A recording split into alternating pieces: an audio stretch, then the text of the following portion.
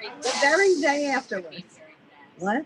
It was Thursday I had the program, and Friday the library closed and the whole world closed. I went into the Makewood Library on Thursdays. Good afternoon, friends and newcomers to the South Orange Library Summer Lecture Series. I'm Phyllis Kalb, and I'm so happy to introduce our special guests today, Laura Sims, Abby Sher, and Pamela Erens. Laura is a best-selling author of the book Blubber, and also a poet, and she also works part-time at our library as a reference librarian, and she's wonderful in my class too. But in any case, and I am so happy to introduce her talented friends and authors who are so kind and gracious and agreed to come speak here with Laura on the topic, Challenges of Writing for Children versus Writing for Adults. There are so many children's books that are read by adults and so many children that read beyond their age limit. They're writing about children's books. And learn more about mute everybody. Three of you. So now it gives me great pleasure to introduce our very special guests, Laura Sims, Abby Sher, and Pamela Erens. And before I do it, let me show you the books, and so you could come and buy it or read it from the library. But buy it, it's worth it. Okay. And What am I gonna do about the construction? And this is a first since April to have it outside, and it's wonderful. And we don't have to wear masks. Thank you, Phyllis. Okay. Welcome, everybody. So glad we have live people here. So nice. And people joining us online. Thanks for being here. Okay, so I wanted to formally introduce our speakers today. So Pamela Erens on the end is the author of Matasha. I'm gonna hold it up. A brand new middle grade novel, and the forthcoming Middlemarch and the Imperfect Life, a meditation on the classic work by George Eliot, which I'm really looking forward to. Her previous novels are The Virgins, 11 Hours, and The Understory. Erens' books have appeared on Best of the Year lists at NPR, The New Yorker, Kirkus, The New Republic, and Literary Hub, and have been named finalists for the Los Angeles Times Book Prize for First Fiction, the William Saroyan International Prize for Writing, and the John Gardner Fiction Book Award. Her essays and criticism have appeared in publications including the New York Times, Vogue, Elle, Slate, Virginia Quarterly Review, and Los Angeles Review of Books. I just realized I still have my sunglasses on. I think I'll take those off. I think I first encountered your writing, Pamela, with 11 Hours, and that was right before I moved here from Brooklyn. So I didn't know you or anything. I found it in community bookstore in Brooklyn, and I just devoured it. It was so wonderful. And then when I learned when we moved here, oh, Pamela Erens lives here, and discovered your other books, it was very exciting. So I loved reading Matasha, and it'll be really interesting to talk to you about that change. So Abby Sher is an award-winning writer, performer, and aspiring ukulelean. She's performed with The Second City, Improv Olympic, HBO, and NPR, and is the author of 6 books, including Miss You, Love You, Hate You, Bye, All the Ways the World Can End, Breaking Free, True Stories of Girls Who Escaped Modern Slavery, and most recently, the young adult novel Sanctuary, which she co-wrote with activist and author Paula Mendoza, who's one of the co-founders of the Women's March. Her essays have appeared in the New York Times, the New Yorker, the Washington Post, the Los Angeles Times, Self, Jane, and Elle. Recently, one was adapted for the television series Modern Love. That's exciting. Which one was it? I watched some of that. I think it was episode 9. Okay, exciting. So just to start, I was going to have you each read a brief excerpt from your latest books, from Sanctuary and Matasha. So start, Abby, since you're next to me. Oh yeah, please. Yeah, please use mine.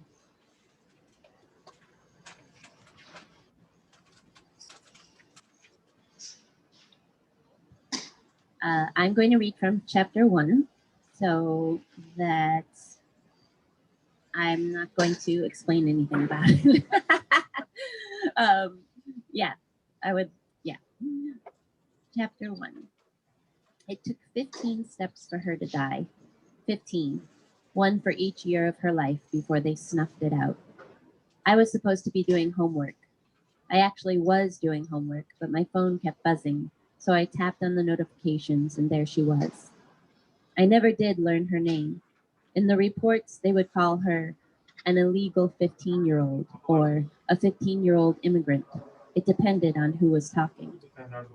The underground reporters would also call her brave, defiant, fearless. And the government news would call her disease-ridden, illegal, criminal. But as I watched it with my own eyes, I saw that she was just a girl my age, wearing a faded Mickey Mouse t-shirt and jean shorts that were rolled over on top but still looked like they might fall off her skinny waist. She had somehow gotten over a line of concrete ballasts and the chain link fence stretching across the burnt out field between Tijuana and San Diego. That rusty, mangled barricade that was supposed to keep people on the Tijuana side. It stood there as a scar, a reminder, a warning. Its sole purpose was to say, stay out, you don't belong here. That girl in the Mickey Mouse shirt had no time for warnings. She had no interest in being intimidated. She looked completely unafraid as she stepped away from the fence, entering the no man's land between Mexico and the United States. The girl was alone, unarmed. Her dark hair was tied back in a bouncy ponytail, and she had a bright red scratch under her left eye. Besides that, her face looked clear, even calm, as she made her way across the dusty strip of scrubland between Tijuana and the wall. Or really, the wall. The Great American Wall. There was nothing great about it, more like grotesque. It blocked out the sky with 50-foot tall reinforced steel slats and thick metal mesh in between. Every few feet, there were coils of barbed wire strung across, and on top there was a maze of cables spitting out electricity. The government had spent gazillions of dollars and called in all the reserves to help build this monstrosity, sealing us off from the rest of the Americas. Stop where you are, snarled a voice through a speaker by the wall. Technically, that girl wasn't even on United States soil. But as the president loved to say, America was the greatest nation in the history of greatness, and we needed to do whatever it took to protect our borders. That was why there was a platoon of Border Patrol officers lined up on top of the wall. Green zombies, I called them, standing at attention in their olive-colored uniforms with pale, expressionless faces. They had the newest AK-87s strapped to their backs and German shepherds circling at their feet as they stared down that girl. Because this was their land. Because it was their duty to preserve and defend the United States of America.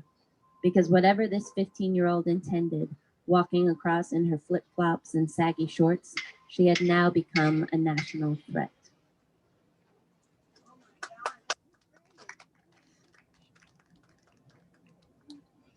Thank you, Abby. And now Pamela, I'm going to read from. This is going to be such an interesting juxtaposition because and I love it because your novel takes place in the future and mine takes place, I'm told it's historical because it's 1970s. And a girl living a very different kind of life, a much more protected and coddled life, but there are threats in her life also, but they're very, very different and more emotional and imagined. So I'm also going to read from the beginning, and there's really not a lot you need to know. Matasha Wax was 11 and in the 6th grade at the Margaret E. Marvin Elementary School in Chicago, but she was no bigger than many of the 3rd graders at the school. She'd been the shortest in her class ever since kindergarten, and for a long time it was not something she thought much about. But in the past year, some of her classmates had shot way up, and she found, standing beside them, that she came up only to their armpits, or, in the case of some of the girls, their breasts. The doctor she saw every May for a checkup said that if she did not reach 4 feet 5 inches by her half birthday in early November, they would talk about treatment, Matasha didn't know what treatment consisted of, and the word frightened her. Would it involve needles? Matasha was terrified of needles. Whenever she had to have a regular shot, the tetanus booster, for instance, she ran from the doctor screaming and sobbing until her mother and the doctor had to trap her in the corner and hold her there, writhing to meet her doom. Matasha didn't know why she was so afraid of needles. Generally, if she didn't understand something, Matasha would search it out in a book in the library, or she would ask her parents. Her parents almost always gave a useful reply. But in this case, Matasha was too afraid to ask what treatment might be. She didn't want to know the answer. Matasha thought of herself as someone who wanted to know everything about everything. So this was a humiliating development. Matasha's class was at library now. Library was one of the best periods of the week, in a week filled with periods Matasha enjoyed. She enjoyed math, science, English, French, and history. She did not enjoy art. She could never get her shapes and colors to look like anything, whether the class was painting or doing pastels or cutting up construction paper for collage. She did not see the point in art class. She did not understand why Miss Fillmore, the art teacher, did not teach them useful and beautiful skills such as real drawing. Matasha's best friend Jean could draw marvelously, but Jean was never able to show Matasha how to do what she did. Matasha would have given a great deal to be able to draw a flower that looked like a real flower and not a circle with flat teardrop shapes around it. She would have liked to draw real faces and a house that looked like an actual house instead of a square topped by a triangle plus a rectangle with fake smoke coming out of it. What a talent that would be. If Miss Fillmore would teach them such things, including how to make objects that were far away look far away and not close up, art would be interesting and worthwhile instead of boring and leaving Matasha always with a sense of failure. Of course, Matasha knew that art was not always drawings and paintings of real-looking people and houses and landscapes. Her mother often took her to the Art Institute or to galleries where they looked at large canvases that were almost entirely black, except for an odd meandering thread of red like a trickle of blood in one corner, or pictures of people who seemed to have melted faces, or brightly painted constructions held together by wire, or even art you walk through wearing paper slippers. Matasha knew who Picasso was and Van Gogh and Matisse. She enjoyed going to the museum with her mother, who was good at explaining art, what to look for, and why it mattered. None of this excused Miss Fillmore from teaching Matasha how to draw properly in art class, or justified her wasting Matasha's time with filthy collage. Once in 4th grade, Matasha had asked Miss Fillmore when she was going to teach them how to draw things that looked real. An annoyed look had come over Miss Fillmore's face, and she'd said that the purpose of art instruction was not to impart narrow skills, such as the reproduction of nature, but to open children up to broader sensitivities, such as symmetry, shape, color, and form. The way adults talked exasperated Matasha, sometimes because she was earnest and bookish and could follow directions and sit still in her seat. They treated her like she was a little adult herself. They used all of their evasive and wordy grown-up language on her, the way they used it on other adults, rather than giving her the straight answer she was looking for. When they didn't do that, they treated her like a baby, the way most grown-ups treated most children. It was almost always one thing or the other. Except for her mother. Her mother, Matasha thought, treated her as the person she was, an 11-year-old who was not an idiot and was always honest with her, sometimes a little too honest. Sometimes she wished her mother would tell her fewer things and less clearly. Matasha was aware that people thought her mother was a little eccentric. She'd known this from the minute people had started asking her about her name, which was basically as soon as she knew it herself and could talk. Matasha, they asked, not Natasha? Matasha, Matasha would say firmly, her toddler feet planted, for that was her name. The grown-up would swivel to her mother with a questioning look, and Matasha's mother would explain that War and Peace was her favorite novel.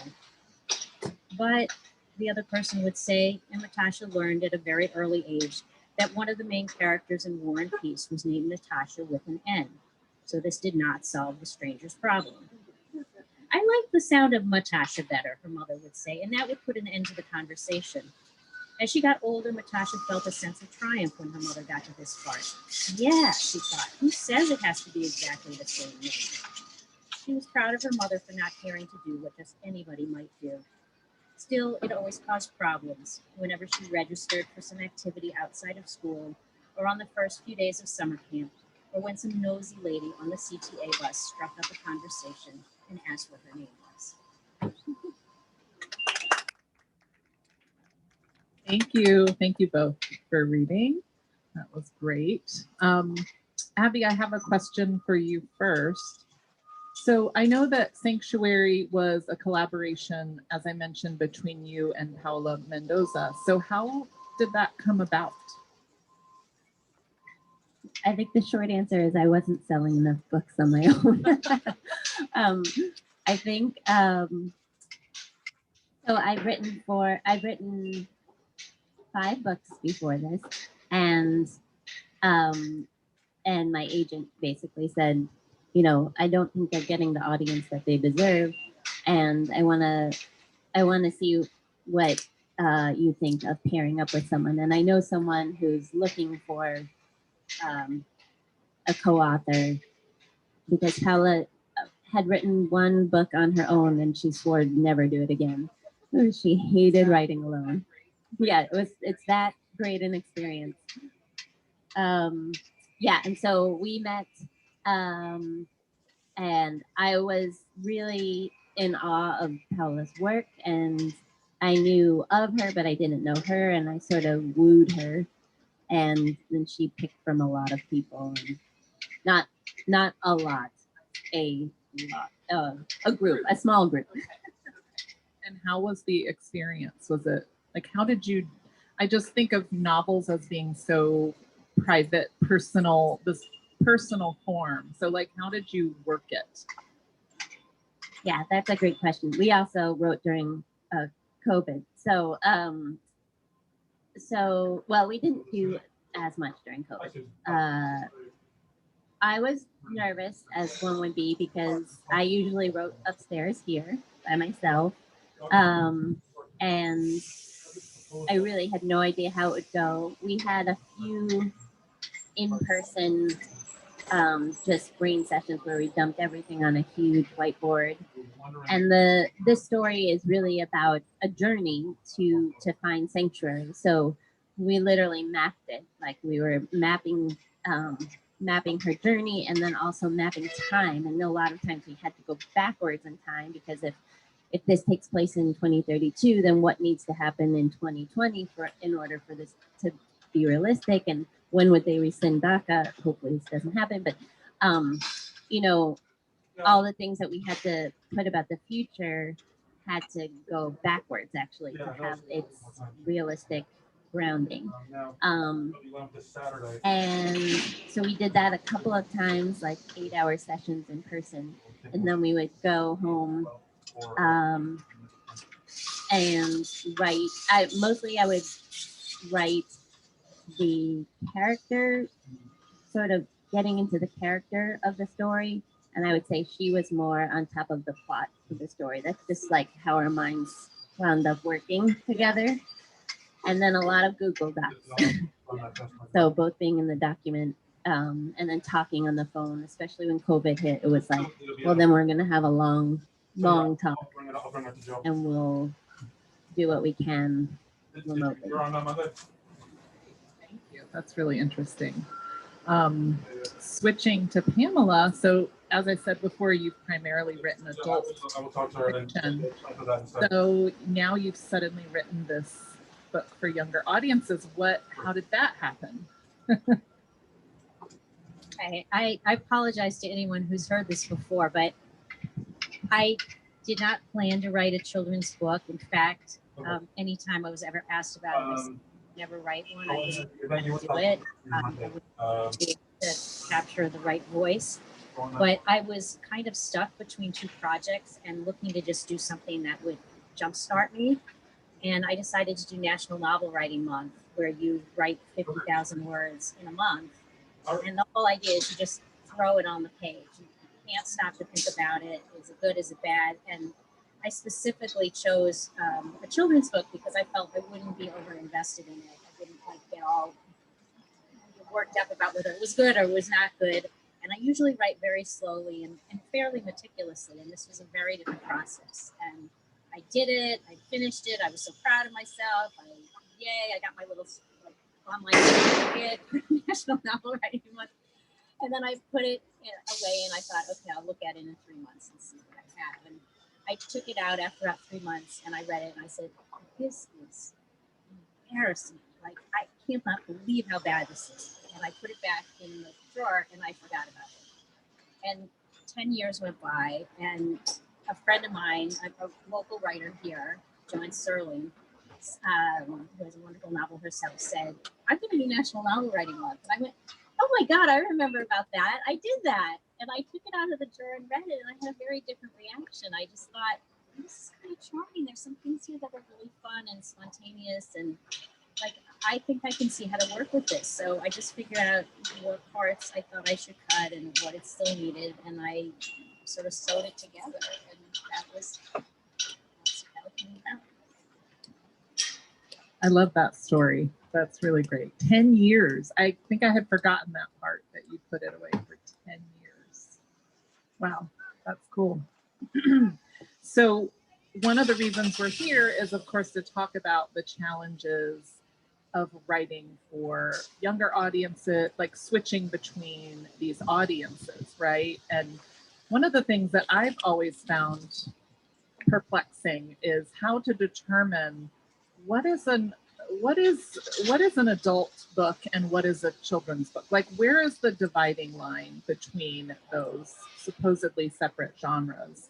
And I don't expect you to have like the official answers, but you know, what do you think separates them? Like, is it voice? Is it just a marketing thing? You know, any thoughts on that? I think, I really have no idea. I learned a new term. I mean, it's not new in the world, it's new to me. But as we were sort of speaking about Sanctuary, Paola and I started using the word intergenerational reading, which I think is my goal as a writer, because opposite of Pamela, I thought like I just want to write for adults. I do not want to write young adults. And then every time I sat down to write, it was a young adult voice. And I kept on sort of pitching ideas and trying to sell them as adult books, but with a young adult narrator. And then people would say, but that's still not, then you have to be a young adult book. So anyway, I think it's very confusing, but intergenerational to me means I want all ages to be able to enjoy my books and share them with each other. And I write often about, or really solely about, topics that I think I needed to read when I was younger, and I needed to discuss with someone who was older. So whether it's immigration or mental illness or some of my other books, I needed to have that as a segue into a conversation. And now that I have children who are becoming young adults, I feel much better about saying, like, I'm not going to sit you down and tell you that I had an eating disorder. I'm going to give you this book, and then we're going to, and then maybe tell me what you think of it and what troubles you or what interests you or what makes you say, why would someone do that? Because I think that's what great writing is it connects people all over the world, no matter what their ages are or backgrounds are. Yeah, so when I knew that this was going to be the topic, I started thinking about this question, and the more I thought about it, the more interesting and confusing it would become. And I think it is really hard to sort out, especially now. I mean, I feel like when I was a kid, there were adult books and there were kid books, and the distinction was clear. And at a certain age, not that old, you started to read adult books, or you just lost interest in books, And now there's this whole in-between genre. But if I had to guess at it, I think what am I trying to say? It's the closest I could get is that something that's more at YA or middle grade is something that confines itself to the conceptual world of the kid. Like, I don't think it's so much about language or voice. some books for young people are written in first person and has a very young voice, but others have a vocabulary much more advanced than a kid would really have. But it all sees the world in a way that's no more sophisticated than that protagonist can really see it. I mean, you can have when I wrote this, I think I wrote it in such a way, or I hope I wrote it in such a way that an adult can see more than the kids in it can see. So there is kind of still that adult consciousness behind it, but literally what Matasha sees is at a certain level. So but that doesn't mean an adult can't enjoy it, and it doesn't mean a kid isn't going to enjoy a book that's above them. In fact, I think that's so much of the pleasure of reading when you're young. Is you read something that you're not totally getting, but there's some vibe that gets you, and you're absorbing things you don't even understand. But it's a great question, which clearly has no answer. We've just decided. Thank you for trying. Thank you for trying. And so following up on that, what were your greatest challenge, or what are your greatest challenges writing for a younger audience, or whoever you think of as your audience? Maybe for these recent books, these latest books. Well, can I just start with a great example that you gave of speaking in the consciousness of a young adult. I think too, even as a third person narrator, how you were saying, how you wrote that Matasha didn't like it when adults spoke to her in this highfalutin language because she was more intelligent. And so that's a great example, I think, of how you're representing the whole world and then really narrowing in on the consciousness of how a sixth grader sees that, and also coming up to a girl's boobs, because that's exactly how I thought of myself in sixth grade. That's exactly where I went. Where do I come up to in somebody else's body, or what, sizing yourself up in relation to other people. And so I think that's fabulous. And I think that consciousness is really hard to bring about, especially when you're tackling tough subjects. Paola had a vision for this book because she's a immigration activist. So she really wanted to tell the story of an undocumented immigrant in America and what they go through. And she is walked across the border with these people. She knows their stories, but she wanted it to be relatable to all ages. And I think that divide that we talk about between like what can an adult handle and what can a kid handle, we can't have that divide anymore, because I don't think it's actually even that valid anymore. I think that young adults can handle a lot more than we give them credit for.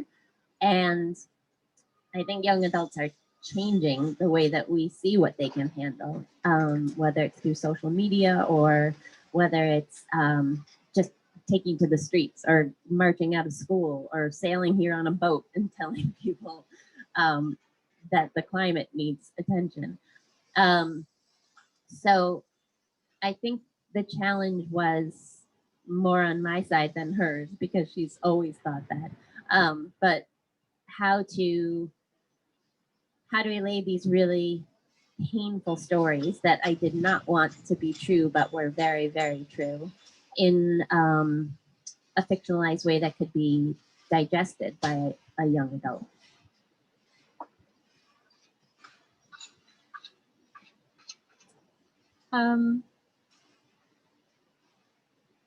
I feel so guilty saying this, but this was the easiest book I've ever written. So, I mean, I can talk about lots of challenges from my other books if you want to feel bad for me, but this one came pretty easily. Also, partly because of the way I did it. Like I said, I mean, I didn't have time to really get into my usual stuff. It was just, I should write all my books that way. I should learn something from that. So once I had somehow the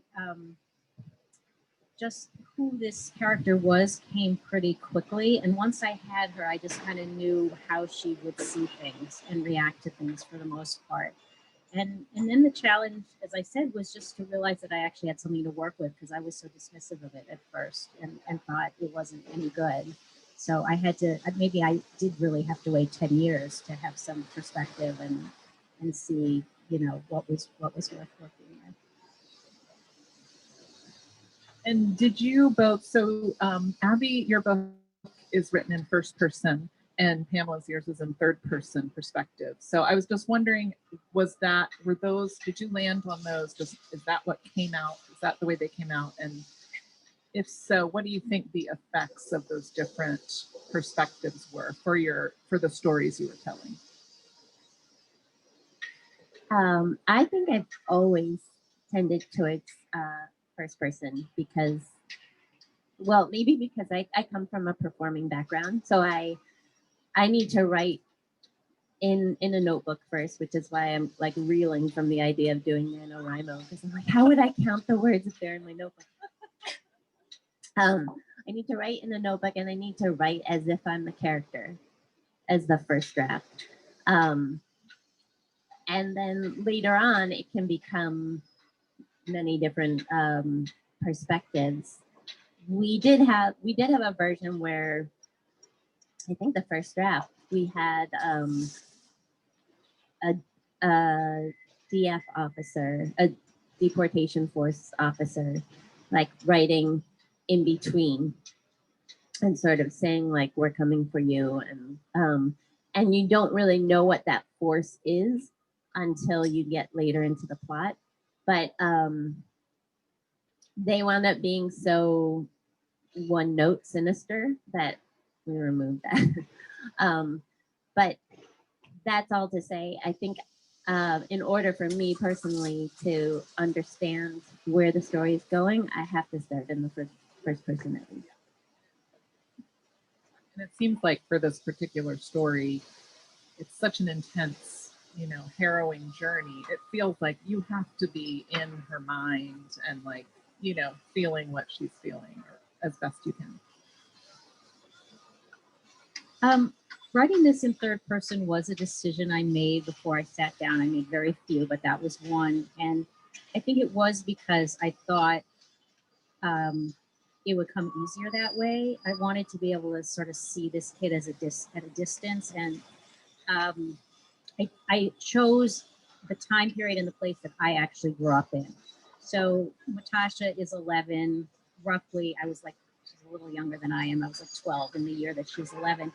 And I didn't want her to collapse into me or me to collapse into her. I didn't want it to become like something where suddenly it was my childhood and like all my feelings, because I really wanted it to be fiction. So choosing third was a way to sort of really enjoy it more, actually. Just like make this character and get to see her do her thing and not have it feel like quite like, oh my God, I have to dredge up all my childhood stuff and, this has to be me. So that was a choice I made, and I think it did make it a lot more fun as a project.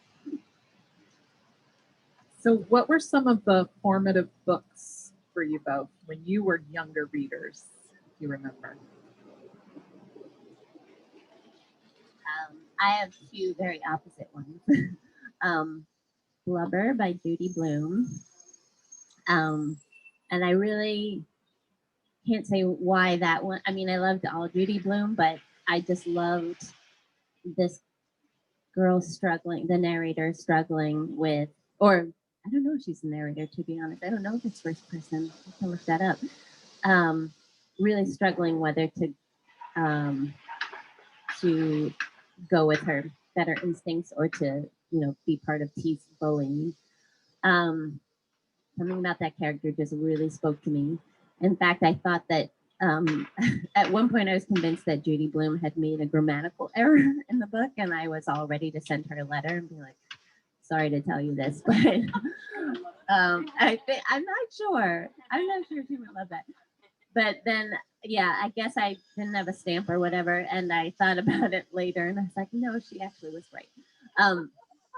So Blubber, and then on the, like, that I think inspired me as a kid. what inspired me as a writer was Their Eyes Were Watching God by Zora Neale Hurston. And that one just blew me away. I just didn't know, like, I didn't know language could work that way. And I didn't know that I could feel so many things just reading letters on a page. I think actually it was assigned to us in high school. And yeah, I want to say high school, yeah.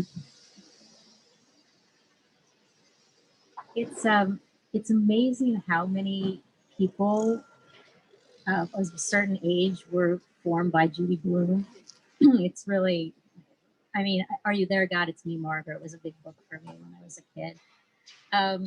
And some of the books that were like my books, I actually put in this book, The Once and Future King. I'm trying to remember Little Women, of course, which was, I read the whole Little Women series, the two that came after, which I love just as much. I'm like the only person in the world who liked Little Men just as much as Little Women. And Johnny Tremain, which got me really on a kick when I was a kid, writing all these like girl in, slavery times, girl in the Depression, girl like, like girl in every historical time. So those were some of them. And Harriet the Spy was really big and actually an inspiration for this book. I sort of felt like I wanted to channel Harriet the Spy a little bit for this. I hope it came through. And I'll ask one more question before I open it up if anyone else has questions. But so what are some of your major influences in general now, just in your lives? Maybe they're the same, and it doesn't have to be books, movies, whatever. What inspires you as artists? I think getting out in nature. I think finding some fresh air always helps. My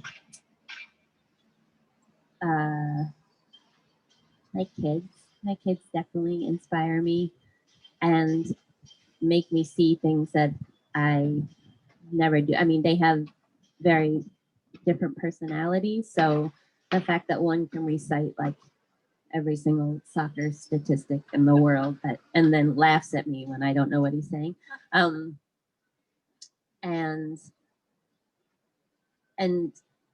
Yeah, just seeing that all these interests can live like in the same household even.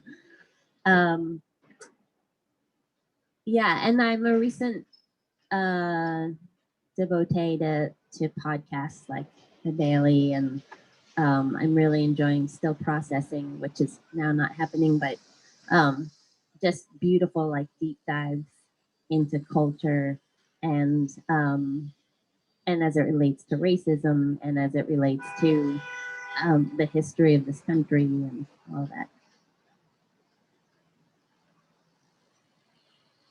It's a really hard question. Writing is really mysterious to me, and I'm not sure, like, I can never easily draw a connection between what I'm doing and what I'm writing. I mean, I love visual art. I love going to museums. It does something for me on a kind of nonverbal level that I don't really understand. I don't consume a lot of other kinds of media, actually. My thing is sort of, like, I read books and I go to museums. Those are kind of my things. And I tend to gravitate in literature to authors who use language in a really interesting way. And I love compression. It's interesting because when I was younger, I loved big, fat, epic books and lots of generational and now I want to read really slim, tight, concise things that just where the narrator just sees life in a very interesting way and uses language in a very interesting way. Oh, so, yeah. Well, I mean, going way back, there's my touchstones, Virginia Woolf's To the Lighthouse and Mrs. Dalloway, which I just read over and over again. And contemporary books, Rachel Cusk is really interesting. I love Deborah Eisenberg's short stories. She's not a novelist, but Ben Lerner is really interesting to me. Deborah Levy is wild. Love her. Those are some of the names that come to mind. Read David Markson? I want you to read David Markson. He's like the ultimate slim novel, kind of pretty experimental. Yeah. Anyway, thank you guys so much. Do we have some questions from the? Do you have a question, Phyllis? Yes. First of all, I want to say you're fascinating. It's so interesting to see young people write so beautifully. The stories, I was fascinated with both of them. I want to read the books. And I was thinking how time has changed, and young adult is an adult now. Unfortunately, because of the news and because of the times when I was growing up, it was, the children's books were children's books, and they didn't have people being deported out of Mexico, out of the United States. The one book that you often mention is probably the book that I read when I was 9 years old, Diary of Anne Frank. And I think I read it because I related to it. The war had ended, but I lived in New York, and I used to have nightmares that they were knocking on the door. But that book was probably the most serious book. And to this day, it's amazing that it still has so much terror in it, and yet beauty. And the things of what a 13-year-old could think about, her glasses that are the size of her shoes, and things that. But I see now working in the library, the kids are reading books that are so, I think, all adults. I don't see that line of demarcation anymore. Yeah. And then you see little kids reading these books that are so big. It's amazing. I commend you. You're so fighters. And a lot of adults are reading, especially young adult novels, in large numbers, I think, too. So there's a lot of crossover. Oh, Harry Potter's, yeah, classic. And they're reading these big books, and they reread them. That's even more impressive. So does anyone have any questions for our speakers? Also, I wanted to mention that at least, so you don't have any copies to sell? Yeah, okay, well, that's okay. Pamela has some copies of Matasha for anyone who's interested for sale. Yes.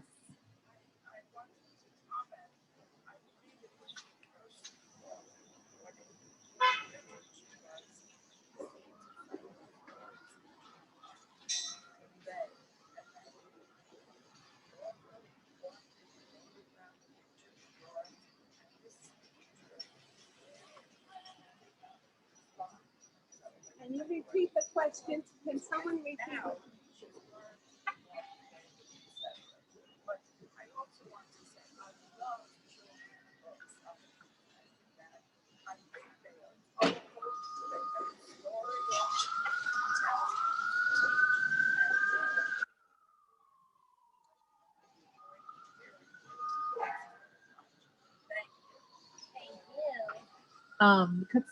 Could somebody repeat that, just the question? Could you repeat your question? We just couldn't hear you.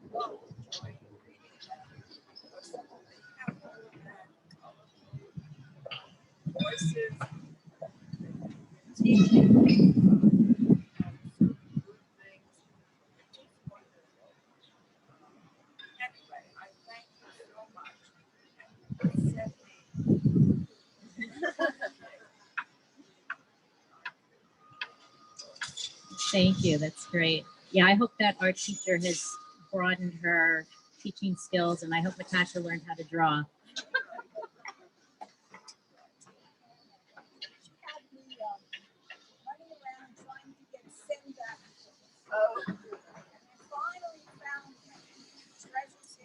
Oh, yeah. They're beautiful. Yeah. I was a teacher for 36 years, okay? And read all the books. And I only have 6 books that are now.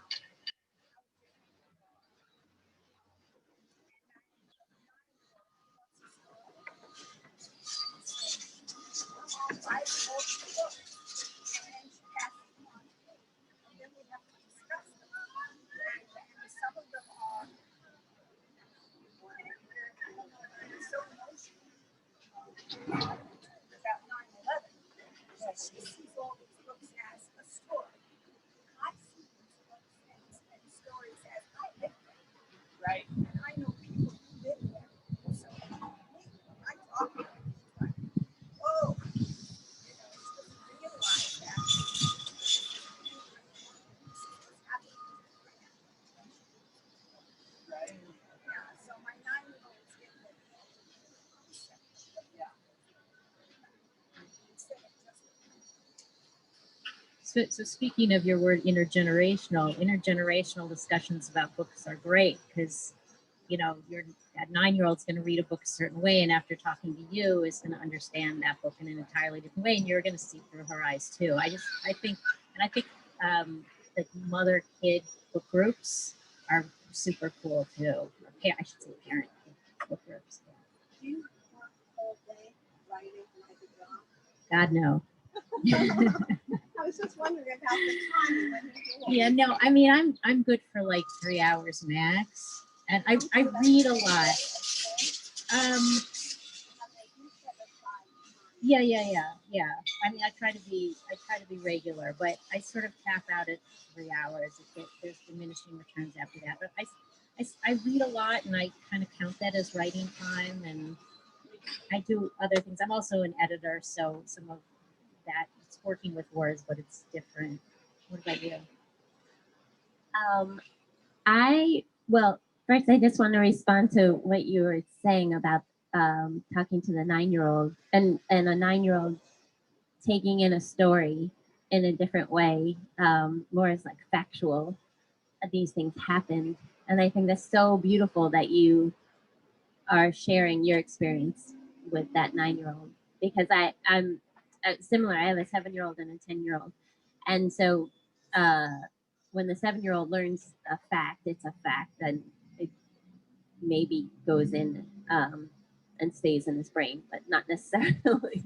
But the 10-year-old already has crossed to, oh my goodness, those are real people.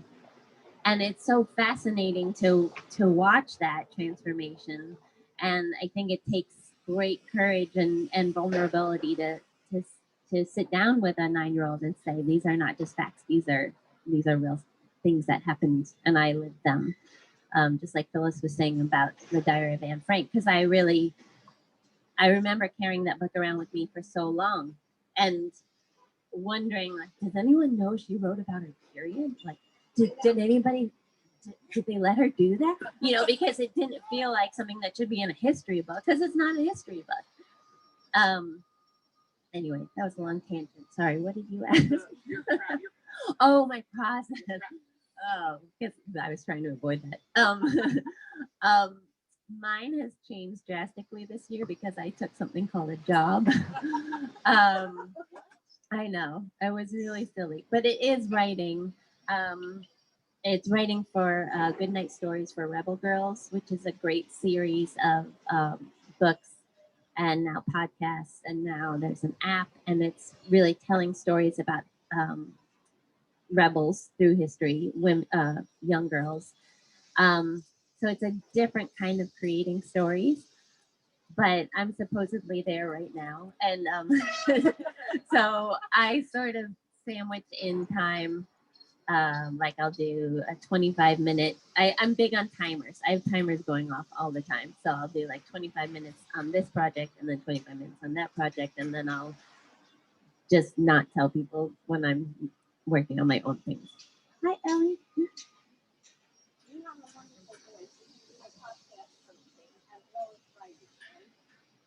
I don't narrate them. She doesn't narrate. I know. I would love it. That's yeah, that's another career that I used to do voiceovers, but I don't anymore. Oh, thank you. I'm so higher up.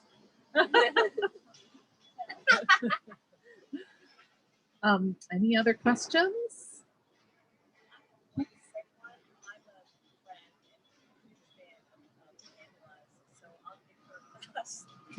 Give her a pass. Nice. Can you come up and speak louder? I can repeat it. Oh, I'm sorry. I can repeat it once you say it. Abby, I'm really interested about your work. I mean, I can't wait to be sanctuary and everything. So this has been great. But I wondered what made you set the book in the future. So the question was, what made you, Abby, set sanctuary in the future? If it, yeah, a little bit in the future. Yeah, originally it was going to be much farther in the future. So as soon as Pamela sort of pitched this idea, well, actually, let me backtrack for a second. I thought I went into this meeting that I was going to write nonfiction with this woman.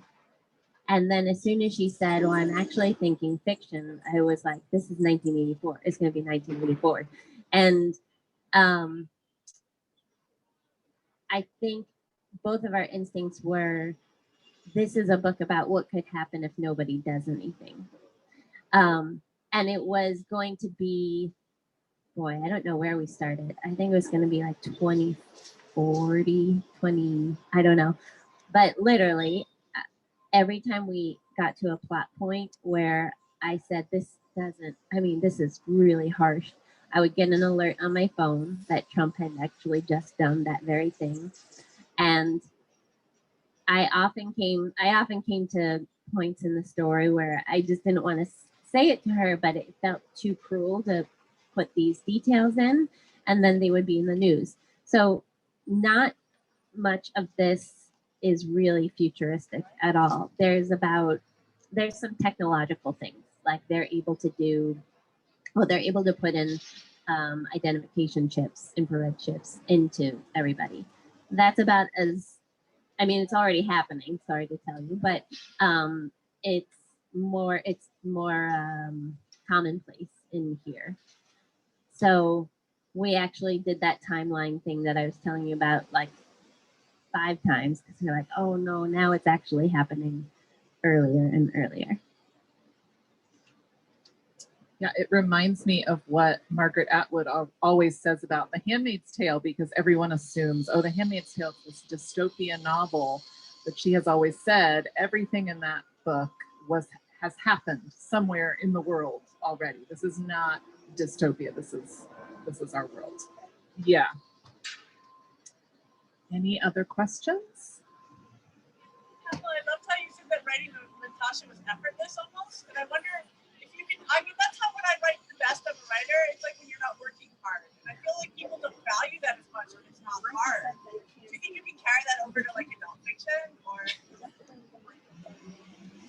Can you come here and speak?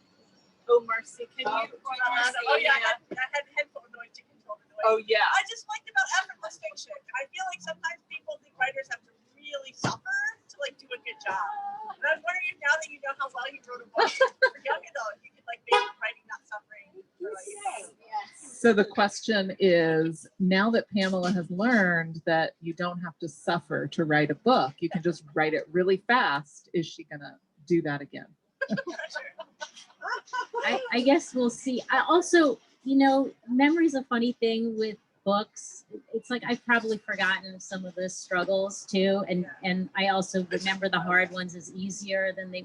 It's just like I'm not a reliable witness of my own writing process, but it certainly showed me that there are possibilities in writing more spontaneously, it still kind of scares me. And I guess, you know, and I guess maybe writing for adults does somehow get more loaded up for me. So it's like, it feels scarier to try to approach it that way, but it would probably be a good idea. It maybe is a lesson that I should take. And I'm glad that some of your writing comes very, very easily. That's good. This was the most enjoyable, delightful program. We learned so much, and we learned that we want to read all those books that you wrote. And you didn't even talk about your book. No. It's not about my book. No. I thank you for coming. I Laura's thank is a all of you very for coming. wonderful book. Yeah, we and- should talk about it. It's called You should Blubber. read it. It's called Blubber. And speaking of a slim Right. book that has wonderful language and a very interesting narrative stance. I literally couldn't put this down. I know. And first I said, I don't really read that type of book, and I read it and I loved it. In any case, thank you for coming. Thank you all for coming. And for those who are on the telephone, I'm sorry if you didn't hear some of the comments. They all were compliments. But in any case, that if you can come to the library, and I promise you, we'll spread 6 feet apart and wear masks. Take care. Have a good week. Stay safe and stay healthy. Thank you.